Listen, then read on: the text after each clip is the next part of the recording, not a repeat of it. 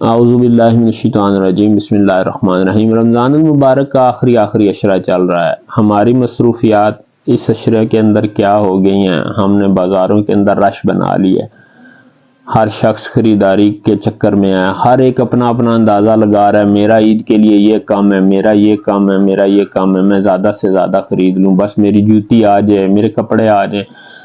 بازاروں کے اندر انتہا درجے کا رش ہے۔ آقا کریم صلی اللہ تعالیٰ علیہ وآلہ وسلم کا فرمان مبارک مفہوم ہے، حضور نے فرمایا زمین پر بہترین جگہیں مساجد ہیں اور سب سے بدترین جگہ بازار ہے۔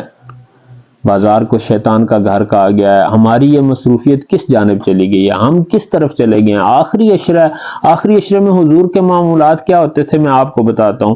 حضور جان رحمت صلی اللہ تعالیٰ علیہ وآلہ وسلم اما عائشہ صدیقہ رضی اللہ تعالیٰ عنہ بیان فرماتی ہیں کہ جب رمضان کا آخری عشرہ شروع ہوتا تو نبی کریم صلی اللہ تعالیٰ علیہ وآلہ وسلم راتوں کو جاگتے، اپنے گھر والوں کو بھی جگاتے، عبادت میں مشغول ہو جاتے اور کمر کس لیتے، یعنی اپنی عبادت کے لیے پوری محنت کرتے۔ حضور جان رحمت تو آخری عشرے میں عبادت پر محنت کرتے اور ہم نے کمر کس لیا خریداری کے لیے۔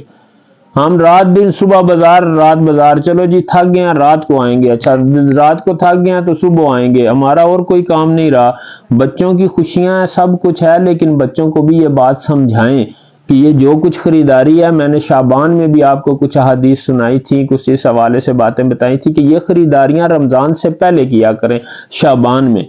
اور اگر کچھ رہ بھی گیا کوئی مسئلہ نہیں ہے، عید گزر جائے گی، یہ عید کا ایک دن ہے، 2 دن ہے، 3 عید نے گزر جانا ہے۔ رمضان دوبارہ ملے نہ ملے یہ نصیب کی بات ہے۔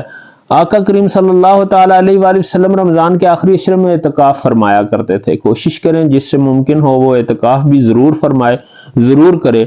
آخری عشرے میں تاک راتیں ہیں، اس میں شب قدر ہے، لیلۃ القدر کی تلاش وہ کریں۔ یہ ہمارے کرنے کے کام ہے، یہ ہمارے کرنے کے کام نہیں ہے جس طرف ہم لگ گئے ہیں۔ تاک راتیں 21، 23، 25، 27 اور 29، ابھی بھی آپ کے پاس وقت ہے۔ تاک راتوں میں لیلۃ القدر کو تلاش کریں، اپنے دلوں کا قبلہ حضور جان رحمت جانا صلی اللہ تعالیٰ علیہ وآلہ وسلم کی ذات اقدس کو، حضور کے روضہ انور کو بنا لیں۔ صلو علی الحبیب صلی اللہ تعالیٰ علی محمد۔